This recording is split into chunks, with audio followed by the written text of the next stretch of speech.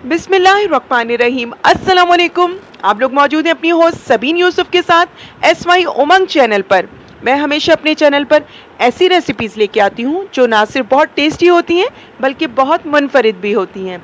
आज मैं लेके आई हूँ मूंग की दाल फ्राई, जो ना सिर्फ बहुत टेस्टी बनती है बल्कि बहुत जल्दी बनती है।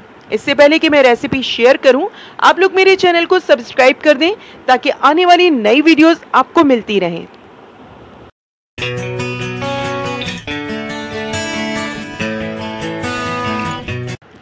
व्यूअर्स, हम लोग बना रहे हैं मूंग की दाल जो कि बहुत टेस्टी और बहुत झटपट तैयार होती है।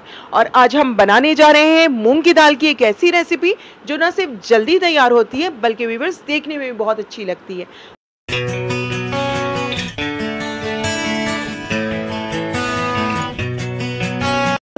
वो लोग जो बीमारी की वजह से बहुत कमज़ोर हैं, वो लोग भी इस दाल को ज़रूर ट्राई करें। और आज जो मैं दाल बनाने जा रही हूँ वो हर किसी को पसंद आएगी और बहुत जल्दी तैयार होती है।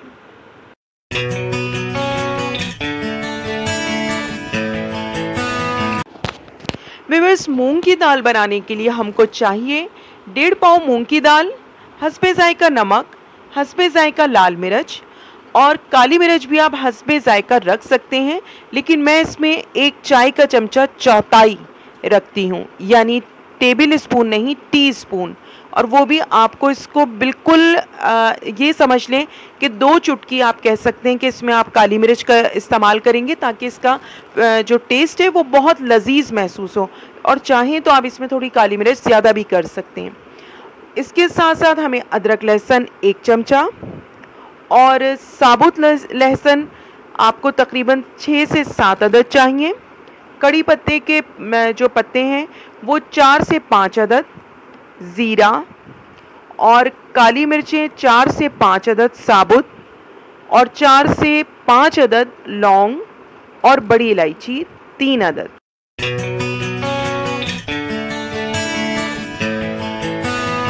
व्यूअर्स, इसके अलावा 3 अदद बड़े टमाटर, 3 से 4 अदद तेज पत्ते और इसके अलावा आप अगर ऑयल यूज़ करते हैं तो बहुत अच्छी बात है कि हस्बे जायका या आप जिस अंदाज़ में अपने ऑयल को खाने में घर में यूज़ करते हैं आप इतना ऑयल यूज़ कर सकते हैं। मैं इसमें ऑयल के साथ थोड़ा सा देसी घी भी इस्तेमाल करती हूँ जो कि आखिर में डालती हूँ ताकि इसकी खुशबू और इसका जायका बहुत ज़्यादा टेस्टी होने के साथ थोड़ा दाल को मुनफरिद करे।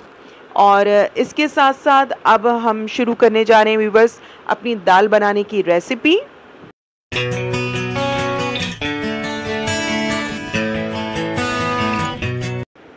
एक देगची में आप 1 बड़े खाने का चमचा ऑयल ले लें और जैसे ही ऑयल फ्राई होने लगे तो आप 5 से 6 अदद लहसुन फ्राई कर लें।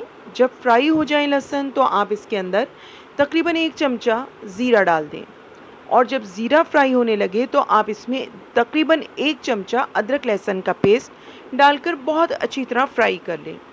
व्यूअर्स, यहाँ मैं आपसे एक टिप ज़रूर शेयर करूँगी कि जो लोग खाना बनाते हैं दाल और चावल और उनके दाल चावल फ्राई के दौरान टूट जाते हैं या पकाने के दौरान टूट जाते हैं, तो मैं उनको ये टिप ज़रूर दूंगी कि वो लोग हमेशा 5 मिनट के लिए मसाला भूनने के साथ अपने चावल या दाल को उसमें डालकर भून लें। जो लोग भी ये ट्राई करेंगे ये टिप, उनको अंदाज़ा हो जाएगा कि उनके दाल या चावल पकने के बाद कभी नहीं टूटेंगे। और मूंग की दाल तो वैसे ही व्यूअर्स बहुत टेस्टी बनती है, लेकिन देखने में भी अगर अच्छी लगे तो खाने को दिल चाहता है।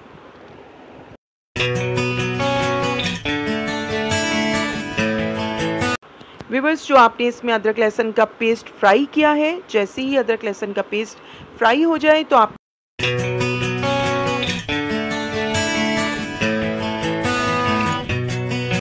व्यूअर्स, जो आपने अदरक लहसुन के पेस्ट को फ्राई किया है और फ्राई कर रहे हैं, इसी दौरान में आपने दाल को धो के निथारना नहीं है, दाल को भिगो देना है और 5 से 10 मिनट के लिए दाल को भिगो दें। इसी दौरान में आपने 3 अदद जो टमाटर काट के रखे थे इसको अदरक लहसुन के पेस्ट में शामिल कर दें।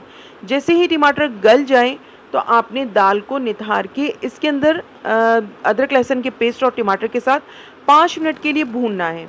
इतनी देर भूनना है कि ना तो आपकी दाल नीचे लगे देगची में और ना ही उसमें किसी किस्म के जलने की स्मेल आए। तकरीबन 5 मिनट बाद आपने दाल के अंदर पानी 1.5 प्याली या 1.5 प्याली से थोड़ा सा ज़्यादा रखना है। और व्यूअर्स, आपने 5 से 10 मिनट के लिए ढक्कन ढक के दाल को छोड़ देना है। जब आपकी दाल मुकम्मल तौर पर ऐसे बॉईल होने लगे कि आपको महसूस हो कि दाल गलना शुरू हो गई है, तो आप इसके ऊपर से ढक्कन उतार दीजिए। क्योंकि अक्सर देखने में ये आता है कि मूंग की या माश की दाल मुकम्मल तौर पर जब गल जाती है, अगर उसके ऊपर ढकना ढका हो तो वो बिल्कुल हलवे की शक्ल इख्तियार कर लेती है।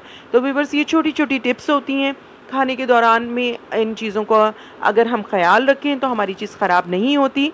और इसके साथ साथ मैं अपने तमाम व्यूअर्स से कहूँगी कि अगर आपको मेरी रेसिपीज़ पसंद आई हैं या आती हैं तो प्लीज़ प्लीज़ आप मेरे चैनल को ज़रूर सब्सक्राइब करें, ताकि आने वाली नई वीडियोस आपको मिलती रहें। आपकी होस्ट सबीन यूसुफ, आपकी दुआओं की तलबगार। हमेशा अपनी दुआओं में याद रखिएगा। अस्सलाम वालेकुम।